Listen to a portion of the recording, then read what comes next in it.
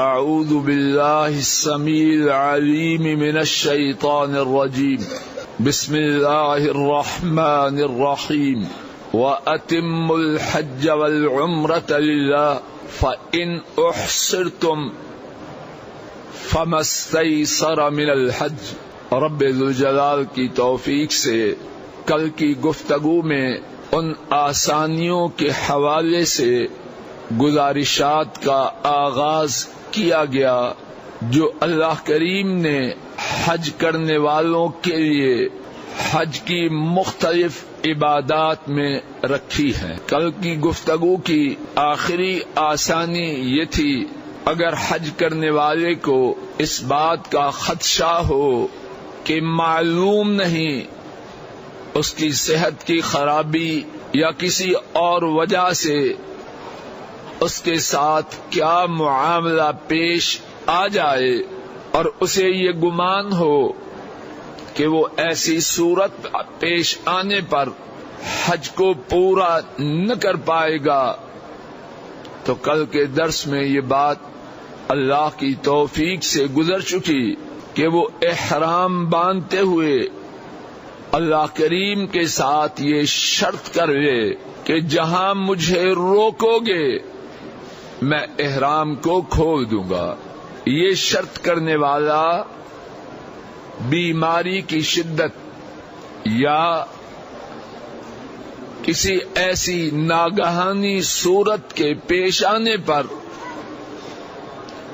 جس کے ساتھ اس کے لیے احرام کا باقی رکھنا ممکن نہ ہو، وہ احرام کو اتارے اور اپنے حج کو ختم کر دے۔ اس شرط کے کرنے پر نہ اس پر گناہ نہ اس پر کوئی دم۔ آج کی ہماری گفتگو میں اسی سے ملتی ہوئی ایک بات ہے، لیکن یہ بات ایسے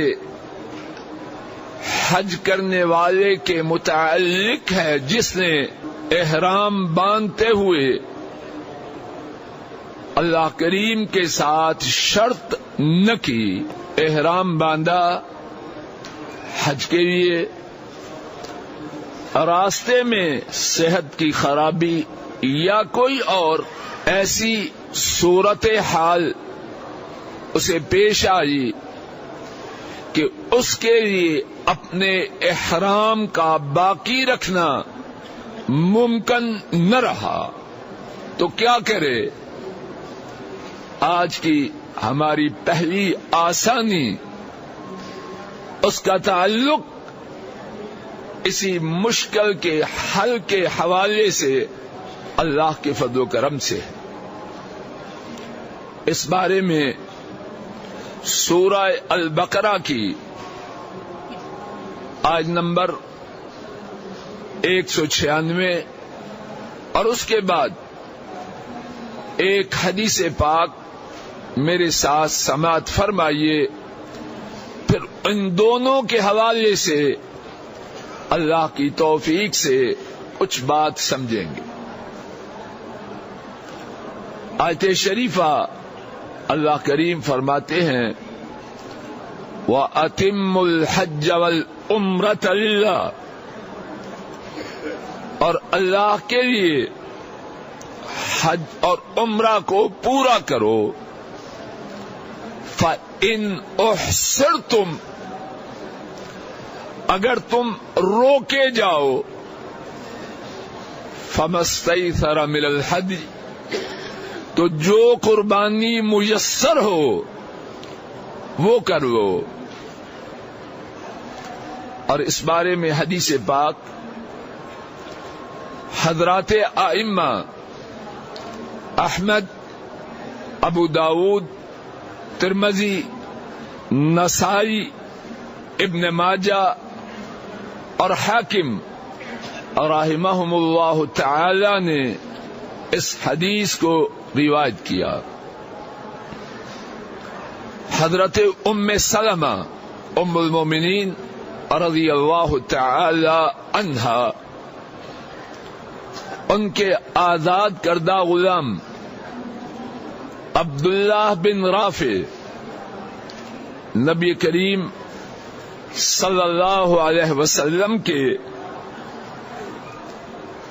ایک صحابی حجاج بن عمرو رضی اللہ تعالی عنہ سے سوال کرتے ہیں کہ جب احرام والا روکا جائے تو کیا کرے؟ حضرت حجاج بن عمرو نے رضی اللہ عنہ جواب میں فرمایا، اور رسول کریم صلی اللہ علیہ وسلم نے ارشاد فرمایا، من کسر او مرض او عرج فقد حل وعليه حج من قابل او کما قال صلی اللہ علیہ وسلم۔ اور رسول کریم صلی اللہ علیہ وسلم نے فرمایا، جسے کچھ ٹوٹ آ جائے، کوئی ہڈی ٹوٹ جائے یا بیمار ہو جائے یا لنگڑا ہو جائے تو وہ اپنے احرام کو کھول دے اور آئندہ سال اس کے بدلے میں حج کرے۔ اکرمہ ایک تابعی وہ بیان کرتے ہیں، میں نے ابن عباس اور ابو ہریرہ رضی اللہ تعالی عنہما سے اس حدیث کے بارے میں پوچھا تو ان دونوں نے فرمایا صدق۔ حجاج نے نبی کریم صلی اللہ علیہ وسلم کی جو حدیث بیان کی ہے انہوں نے بیان میں سچ کہا ہے۔ آئیے اس آیت شریفہ اور حدیث پاک میں جو باتیں ہیں انہیں ایک ایک کر کے سمجھنے کی کوشش کریں۔ نمبر 1،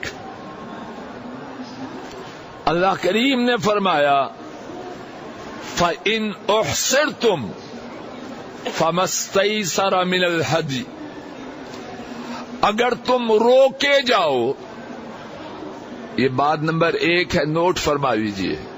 اللہ پاک کسی کو مشکل روکے جانے کی پیش نہ آئے، اگر آ جائے تو مسئلہ پہلے سے معلوم۔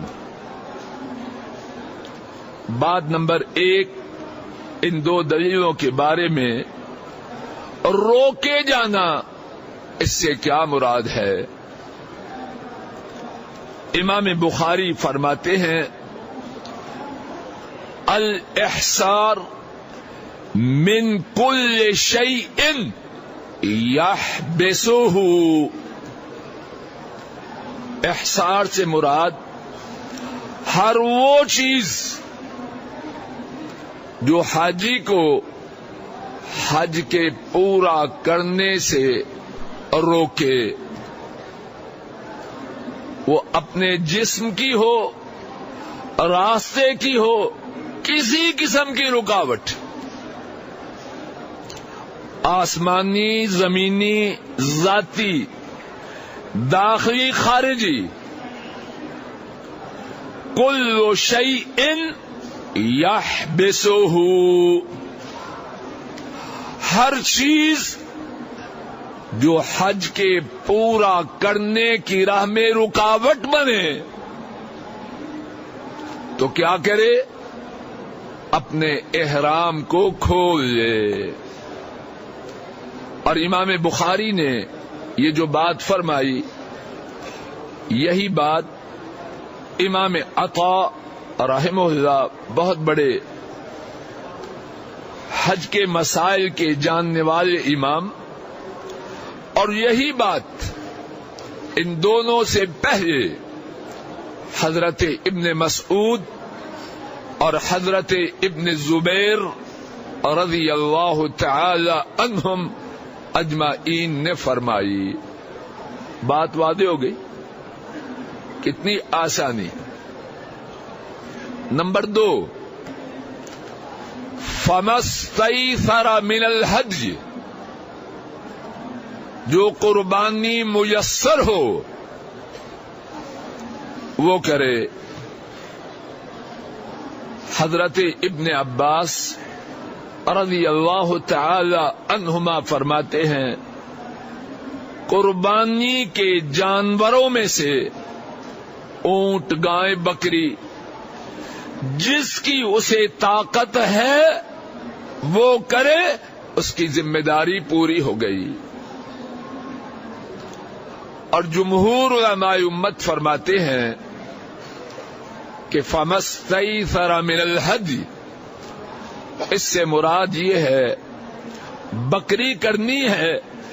اب بکری میں یہ پابندی نہیں کہ بہت قیمتی ہو، جس قیمت کی اسے میسر آئے وہ ذبح کرے، اور اس کی ذمہ داری اللہ کے فضل و کرم سے پوری ہوئی. تیسری بات حدیث پاک میں ہے جو ہم نے سنی ہے، فَعَلَيْهِ حَجٌّ مِّن قَابِلٍ، آئندہ سال اس حج کے بدلے میں جس سے وہ روکا گیا حج کرے. اس میں تفصیل ہے، اور اس تفصیل میں بھی اللہ کے فضل و کرم سے آسانی ہے. ایک حج کرنے والا پہلے فرضی حج اللہ کے فضل و کرم سے کر چکا ہے، اب نفلی حج پہ گیا اور روکا گیا، قربانی کی آ گیا، کیا اس پر بھی آئندہ سال حج ہے؟ نہیں. آئندہ سال اس پر حج ہے جس کا حج فرضی تھا، اس کا تھا ہی نفلی، اس کا معاملہ قربانی کرنے سے ختم ہو گیا. چوتھی اور ان دو دلیلوں کے بارے میں آخری بات، اگر کوئی شخص قربانی نہ پائے، اس کی طاقت نہیں، میسر نہیں، تو وہ کیا کرے؟ اس بارے میں بھی اللہ کے فضل و کرم سے آسانی ہے، آسانی ہے. اس بارے میں علماء امت کی دو رائے ہیں اور دونوں میں آسانی ہے. ایک میں تھوڑی آسانی، ایک میں زیادہ آسانی. حضرت امام شافعی رحمہ اللہ وہ فرماتے ہیں کہ جب قربانی کی طاقت نہ ہو تو 10 روزے رکھ لے. جس طرح کہ تمتع حج کرنے والا قربانی کی طاقت نہ ہونے کی صورت میں 10 روزے رکھتا. حضرت امام ابو حنیفہ اور حضرت امام مالک رحمہم اللہ تعالی وہ دونوں فرماتے ہیں کہ 10 روزوں کے رکھنے کی بھی ضرورت نہیں، کیونکہ اللہ کریم نے یہاں صرف قربانی جو میسر ہو اس تک بات فرمائی ہے. اس کے آگے حج تمتع میں تو فرمایا کہ قربانی نہ ہو تو حج، قربانی نہ ہو 10 روزے رکھے، یہاں یہ بھی نہیں فرمایا. تو قربانی نہ ہونے پر 2 رائے، ایک رائے کہ 10 روزے رکھے اور دوسری رائے کہ 10 روزوں کے رکھنے کی ضرورت نہیں. سعودی عرب کے سابقہ مفتی اعظم شیخ ابن باز رحمہ اللہ تعالی انہوں نے یہ فتویٰ دیا ہے کہ ایسا شخص قربانی کے میسر نہ آنے پر 10 روزے رکھے. واللہ تعالی اعلم بالصواب. آج کے ہمارے درس کی ایک اور آسانی، اور اس آسانی کی طرف قدر زیادہ توجہ مبذول فرمانا. سوال کی صورت میں بات عرض کرتا ہوں اور پھر انشاءاللہ حدیث پاک کی روشنی میں جواب عرض کرنے کی کوشش کروں گا. حاجی کیا احرام کی حالت میں غسل کرے؟ اپنا اپنا جواب اپنے پاس تیار کر لیجیے، مجھے نہ دیجیے. کیا حاجی دوران احرام غسل کر سکتا ہے؟ جواب تیار کر کے اپنے پاس محفوظ کر لیجیے. اب اس بارے میں حدیث پاک سماعت فرمائیے.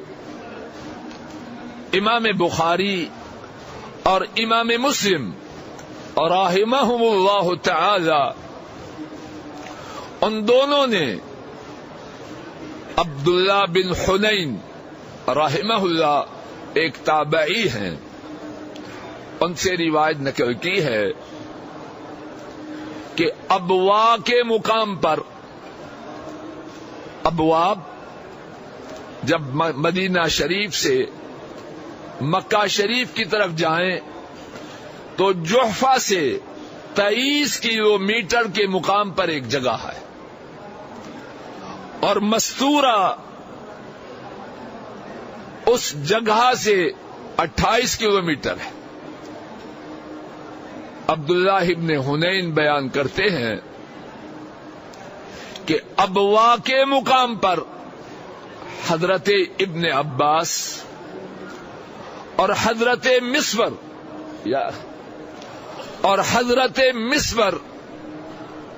ان دو کے درمیان اختلاف ہوا. ابن عباس رضی اللہ تعالی عنہما ان کی رائے یہ تھی یغسل المحرم رأسہ، محرم اپنے سر کو دھو سکتا ہے. اور مسور وہ فرماتے ہیں لا یغسل. ان کو جوتی دے دیجیے ذرا.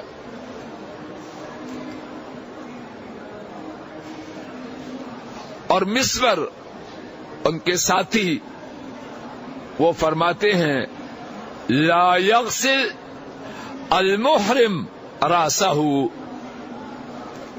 محرم اپنے سر کو حالت احرام میں نہ دھوئے. دونوں بزرگوں میں اختلاف ہوا ہے. اب اختلاف مٹانے کے لیے کیا کرتے ہیں، اور ہم گزشتہ دروس میں اس بارے میں پڑھ چکے ہیں کیا کرنا ہے، سنت پاک کی طرف آنا ہے. انہوں نے عبداللہ ابن حنین انہیں بھیجا جاؤ ابو ایوب انصاری رضی اللہ عنہ جن کے گھر میں نبی پاک صلی اللہ علیہ وسلم مدینہ طیبہ میں مہمان بنے. جاؤ ان سے جا کے پوچھ کے آؤ. اچھا زمانہ، اچھے لوگ، اچھے طریقے. اختلاف کا ہونا کوئی ایسی اچنبے کی بات نہیں، لیکن اختلاف کا نمٹانا یہاں آ کے اچھے اور غلط میں فرق ظاہر ہوتا. اچھے زمانے کے اچھے لوگ اختلاف نمٹانے کے لیے حدیث مصطفیٰ صلی اللہ علیہ وسلم کی طرف رجوع کرتے ہیں. ابو ایوب کے پاس عبداللہ ابن حنین بھیجے گئے کہ پوچھ کے آئے، اور وہ بھی حالت احرام میں ہے. وہاں پہنچے تو کیا دیکھتے ہیں، ابو ایوب نے 2 لکڑیاں نصب کر کے پردہ کر رکھا ہے اور اس پردے کی اوٹ میں غسل کر رہے. عبداللہ ابن حنین سمجھدار ہیں، گفتگو کا سلیقہ اس سے آشنا ہے. انہوں نے سوال کو حالات کے مطابق عمدہ کر لیا. عرض کیا، کیف کان رسول اللہ صلی اللہ علیہ وسلم یغسل رأسہ وہو محرم. حضرت فرمائیے، جب رسول کریم صلی اللہ علیہ وسلم احرام میں ہوتے تو اپنے سر مبارک کو کس طرح دھوتے؟ اللہ اکبر. عقل والے ہیں کہ نہیں؟ حالات دیکھے. اب سوال وہ کیا جس سے ان کی عقل ادب ٹپکتا ہے. حضرت ابو ایوب، رب کی ان سب پر لاتعداد رحمتیں ہوں، اور اللہ ہم ناکاروں کو ان پاک باز لوگوں کے نقش قدم پہ لے آئے. بات تب بنے گی. حضرت ابو ایوب رضی اللہ تعالی عنہ اپنے ساتھی کو جو انہیں نہلانے کے لیے پانی ڈال رہا ہے اسے فرماتے ہیں، اسبب، پانی ڈالو. اللہ اکبر. ابو ایوب چاہتے ہیں اب جب سوال کیا گیا ہے تو کر کے دکھاؤں.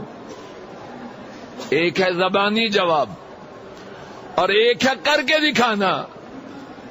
دونوں میں سے زیادہ پختہ اور پکا جواب کون سا ہوتا ہے؟ عربی میں کہتے ہیں الفعل ابلغ، اور انگریزی میں کہتے ہیں ایکشنز اسپیک لاؤڈر. عمل سے بات زیادہ واضح ہوتی ہے. ابو ایوب نے چاہا کہ عملی جواب دیں. ساتھی کو کہا پانی ڈال. اس نے ان کے سر مبارک پر پانی ڈالا.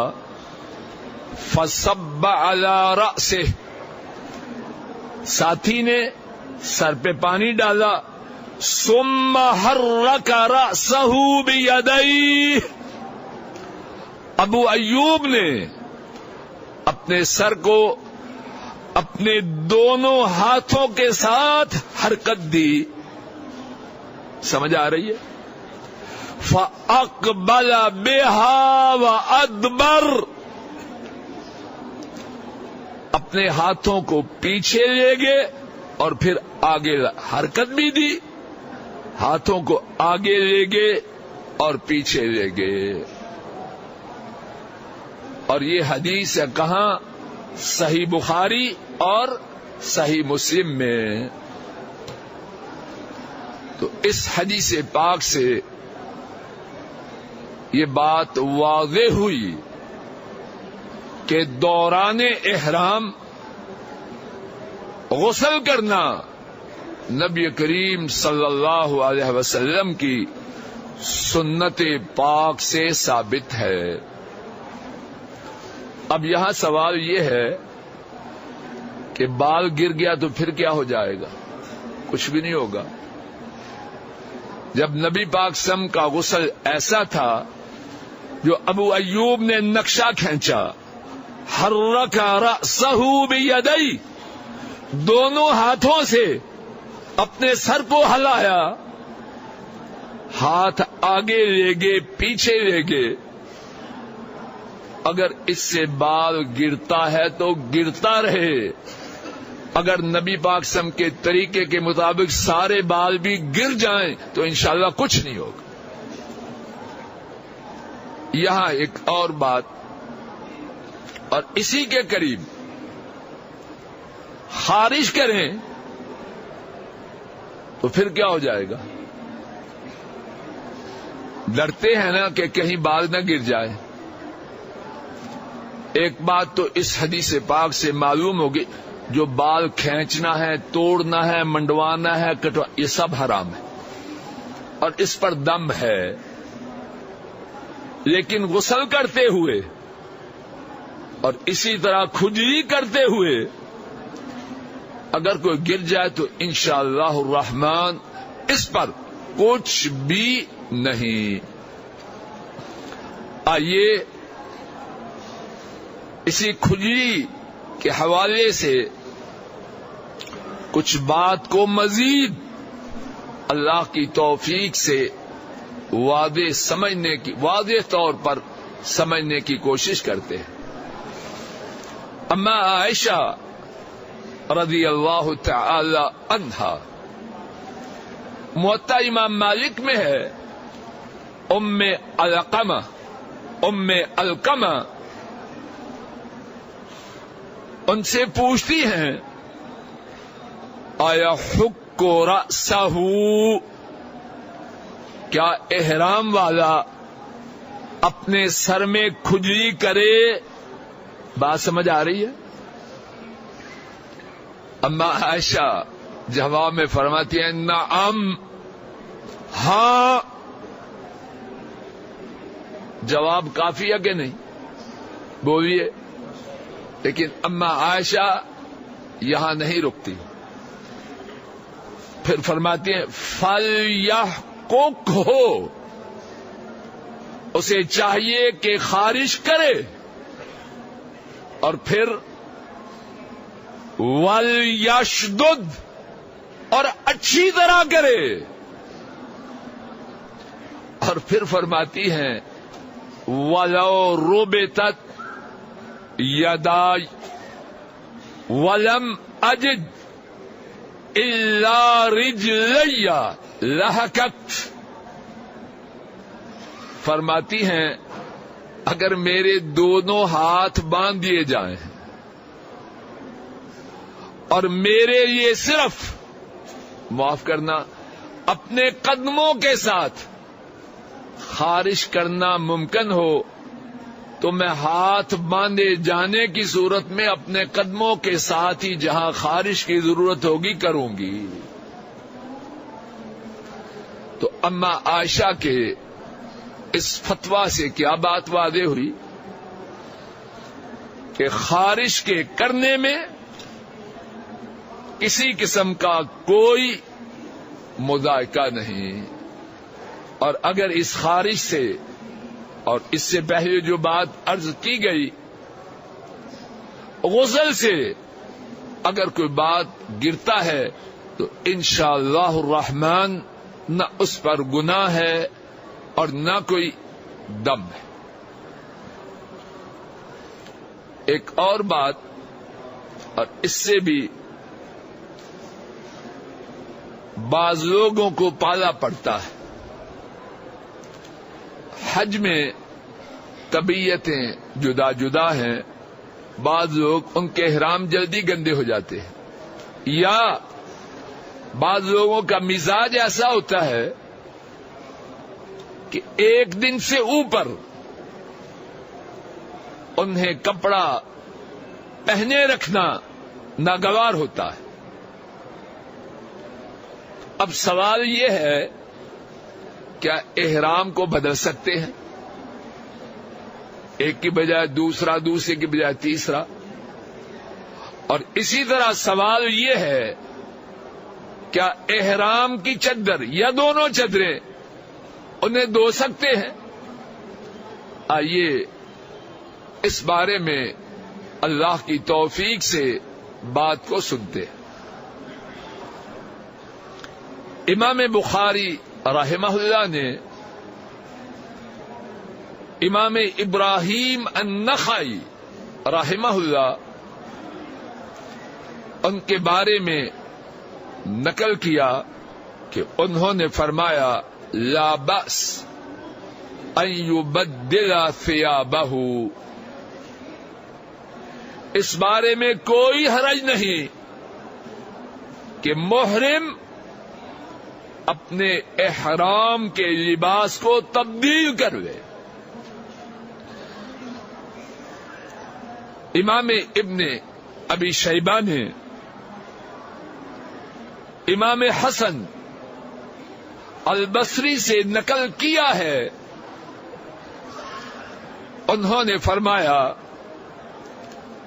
یبدل المحرم ثیابہ متی شاء، محرم جب چاہے اپنی احرام کی چادروں کو تبدیل کر لے۔ سعودی عرب کے سابقہ مفتی اعظم شیخ ابن باز رحمہ اللہ انہوں نے فتویٰ دیا اس بارے میں کوئی حرج نہیں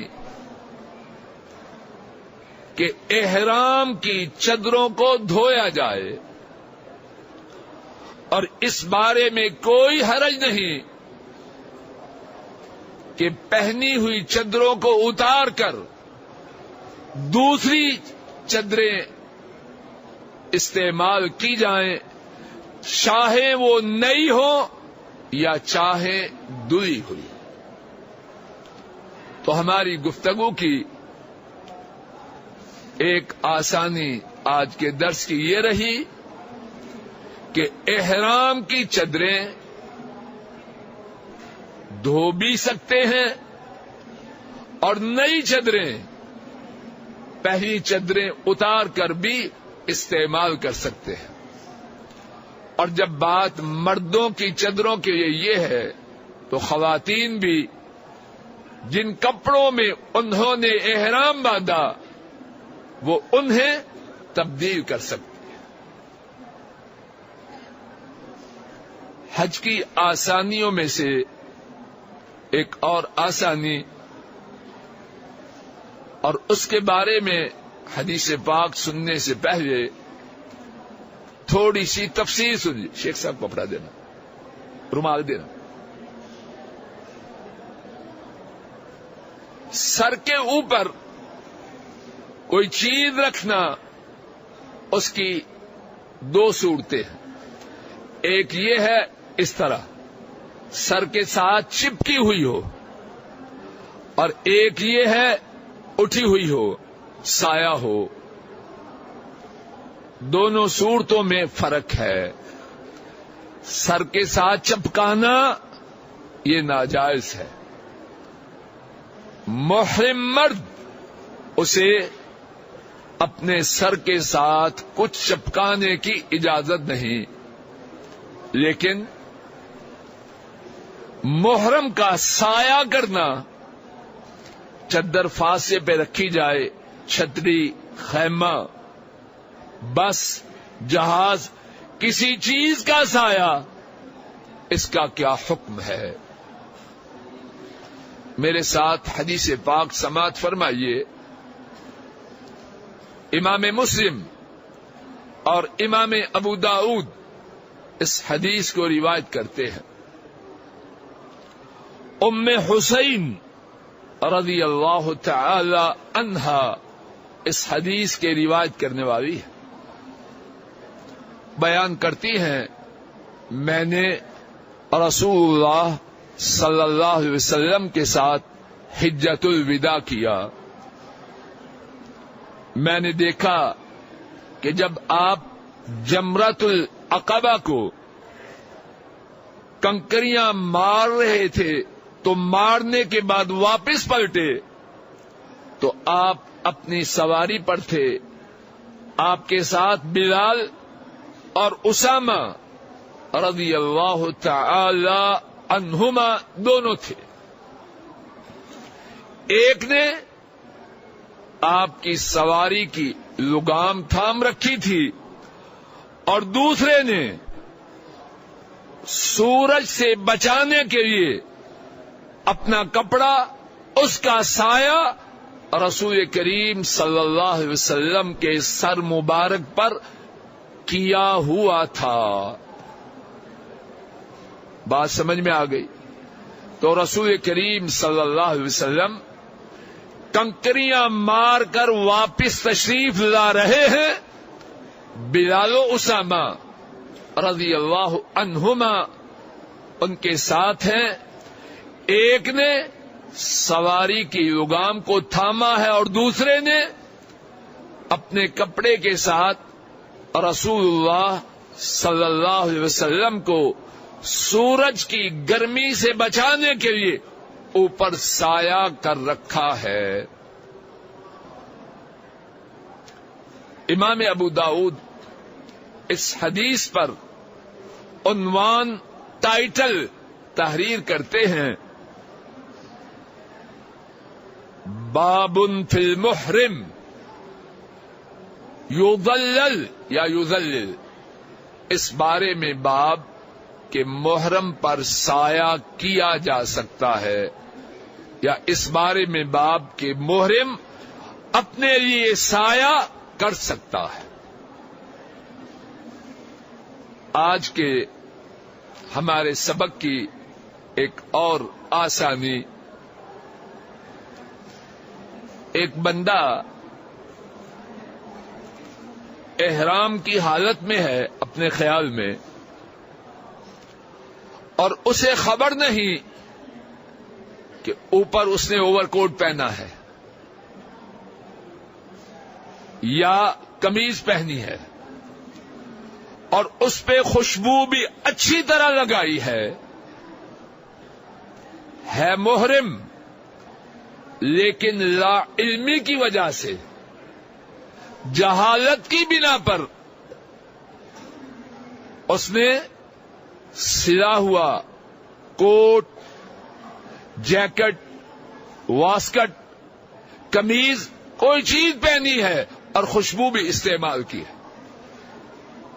اب اس کا کیا بنے گا؟ سوال سمجھ میں آ گیا؟ آئیے اس کا جواب رسول کریم صلی اللہ علیہ وسلم کی حدیث پاک سے لیتے ہیں، اور جنہیں اللہ نے کیسے بنا کے بھیجا ہم پڑھ چکے ہیں کل. معلماً میسرا، آسانی کرنے والے معلم. اب سماعت فرمائیے کہ آپ نے اس بارے میں کیا فرمایا. صحیح بخاری اور صحیح مسلم میں ہے، حضرت یعلا رضی اللہ تعالی عنہ اس حدیث کے راوی ہیں.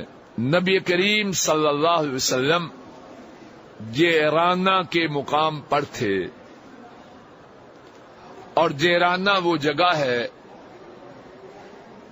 جو مکہ شریف اور طائف کے درمیان ہے، اور وہاں ایک چشمہ ہے جس کا نام جیرانہ ہے، اور اسی وجہ سے اس جگہ کا نام جیرانہ ہے.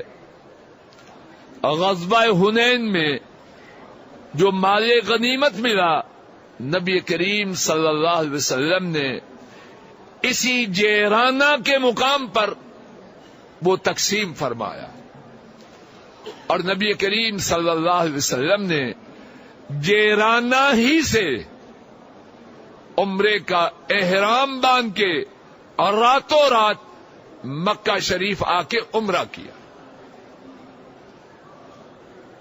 تو اسی جیرانہ کے مقام پر ہمارے نبی کریم صلی اللہ علیہ وسلم موجود تھے. ایک شخص آیا، عرض کیا یا رسول اللہ صلی اللہ علیہ وسلم، کیف تری فی رجل احرم بعمرۃ وَهُوَ مُتَضَمِّخٌ بِطِيبٍ، اے اللہ کے رسول صلی اللہ علیہ وسلم، آپ اس شخص کے بارے میں کیا فرماتے ہیں جس نے عمرے کا احرام باندھا ہے اور اس نے خوب اچھی طرح خوشبو استعمال کر رکھی، احرام بھی ہے اور اچھی طرح خوشبو میں رچا بسا ہے۔ حضرت یعلا بیان کرتے ہیں نبی کریم صلی اللہ علیہ وسلم خاموش ہو گئے، وحی آئی اور وحی کا سلسلہ جب منقطع ہوا تو نبی کریم صلی اللہ علیہ وسلم نے فرمایا این الذی سأل عن العمرہ، جس شخص نے عمرے کے بارے میں سوال کیا وہ کدھر ہے؟ اس سوال کرنے والے کو لایا گیا، آپ نے فرمایا اغسل الطیب الذی بک 3 مرات، جو خوشبو تم نے استعمال کر رکھی ہے اسے 3 مرتبہ دھو دو۔ وَانْزَعْ عَنْكَ الْجُبَّةَ، یہ جو جبہ پہن رکھا ہے اسے اتار دو۔ وَاصْنَعْ فِي عُمْرَتِكَ كَمَا تَصْنَعْ فِي حَجَّتِكَ، جس طرح اپنے حج میں کرتے ہو اسی طرح عمرہ میں بھی کرو۔ اب اس حدیث پاک میں بہت سی باتیں ہیں، چند ایک باتیں میرے ساتھ سماعت فرمائیے۔ پہلی بات، ہمارے نبی کریم صلی اللہ علیہ وسلم کا طریقہ تھا اگر آپ سے کوئی بات پوچھی جاتی آپ کے پاس اس کا قطعی جواب نہ ہوتا تو کیا کرتے؟ اللہ پاک ہمارے علماء کو یہ نعمت عطا فرمائے، ہر بات کا جواب دینا اور پتہ بھی نہ ہو یہ خوبی نہیں۔ اللہ کی مخلوق میں سب سے بڑے علم والے ہمارے نبی پاک صلی اللہ علیہ وسلم، لیکن کتنی دفعہ سوال ہوتا جواب موجود ہوتا عطا فرما دیتے، وگرنہ خاموش ہو گئے۔ یہاں بھی خاموش ہو گئے، اللہ ہمیں عقل دے۔ دوسری بات، وہ بندہ جس نے جہالت میں احرام کے بعد خوشبو استعمال کر رکھی ہو، جبہ پہن رکھا ہو، کیا اس پر کوئی دم، کوئی کفارہ، کوئی گناہ ہے؟ جبکہ اسے مسئلہ کا علم نہ ہو۔ نبی پاک صلی اللہ علیہ وسلم نے اس شخص کے نہ عمرے کو فاسد کہا اور نہ ہی اسے کوئی دم، کوئی کفارہ دینے کا حکم دیا۔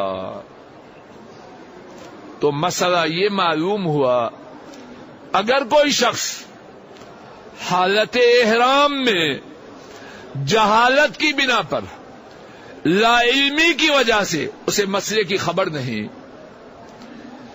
جہالت کی بنا پر خوشبو استعمال کرے، سلا ہوا کپڑا پہن لے، تو اس پر اس خوشبو کے استعمال کی وجہ سے اور سلے ہوئے کپڑے پہننے کی وجہ سے کوئی دم نہ ہوگا،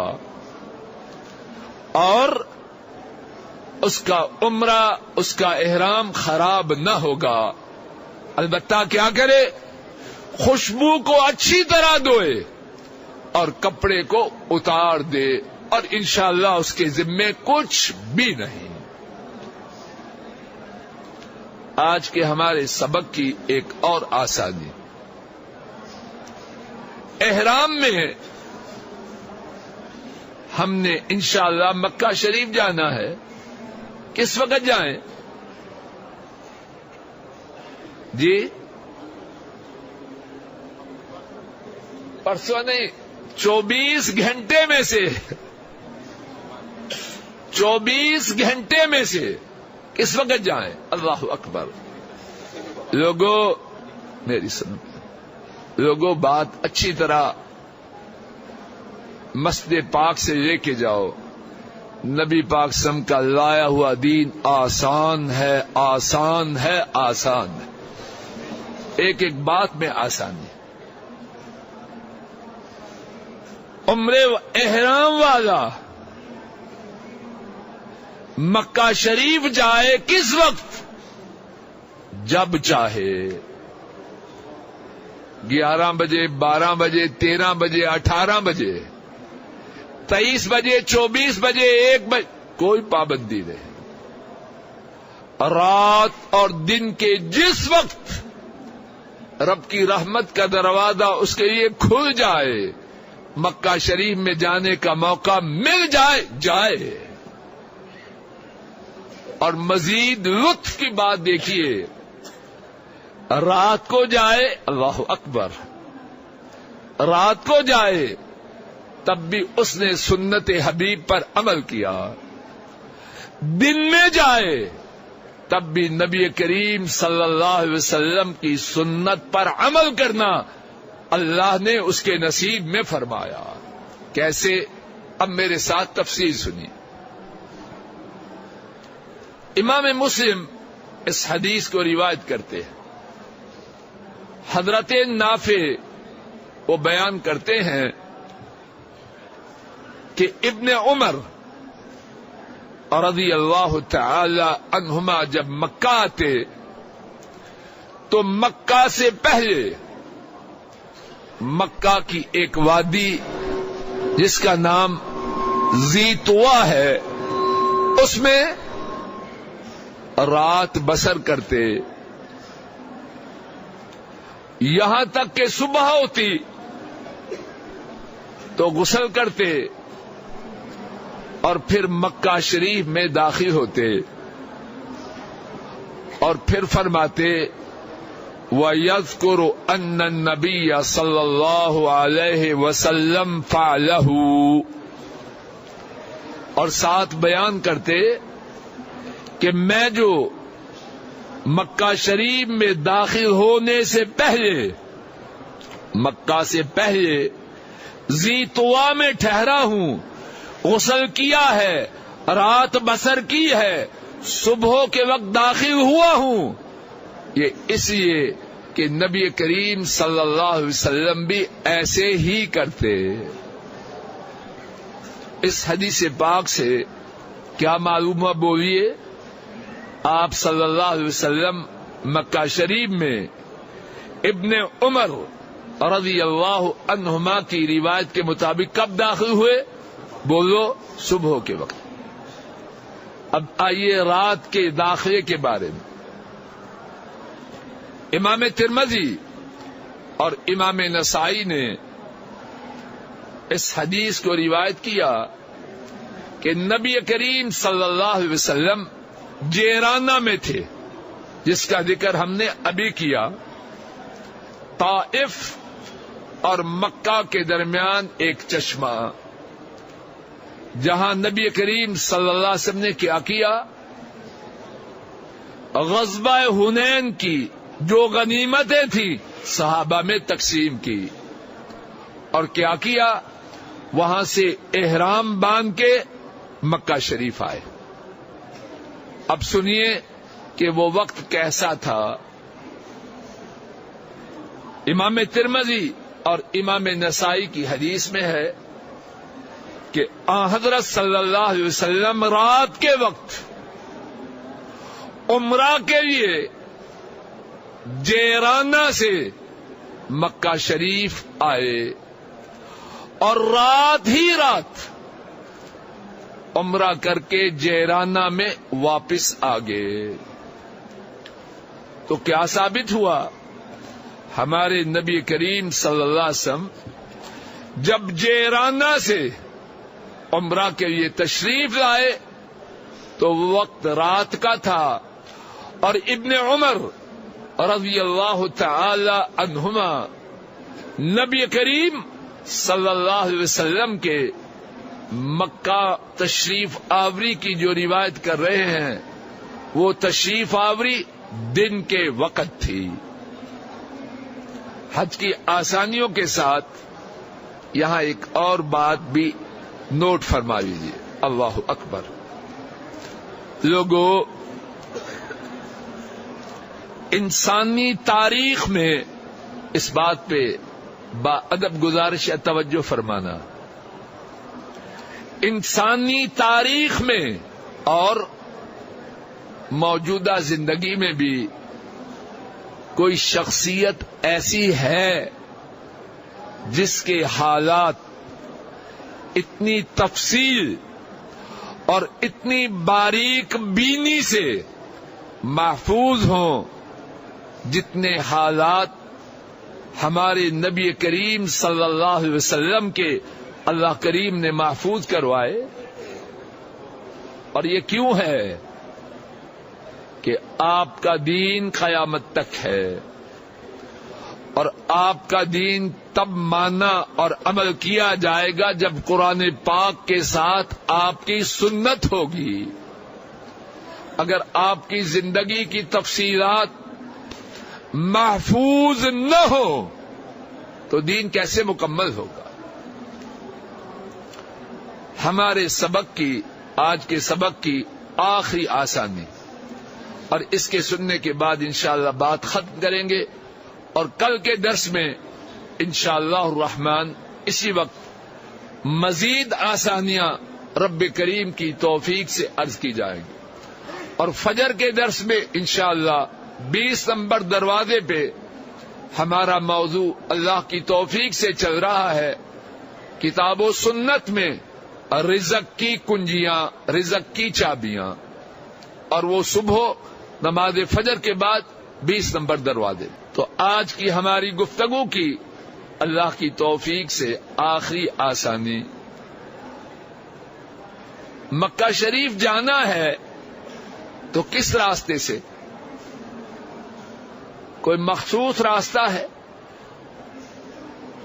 کہ اگر وہ راستہ کھو بیٹھے تو سنت سے محروم ہوگے؟ نہیں.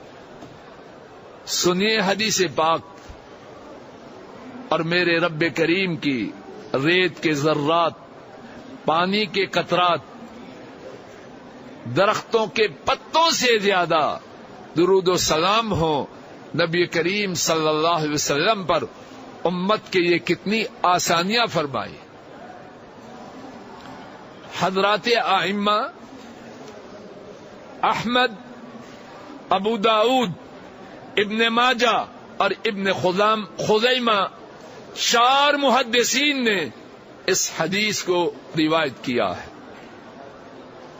حضرت جابر رضی اللہ تعالی عنہ اس حدیث کے راوی ہیں.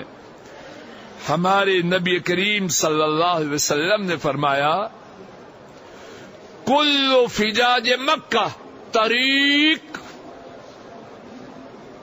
مکہ کی ساری گلیاں، مکہ کی ساری راہیں مکہ آنے کے لیے راستے ہیں.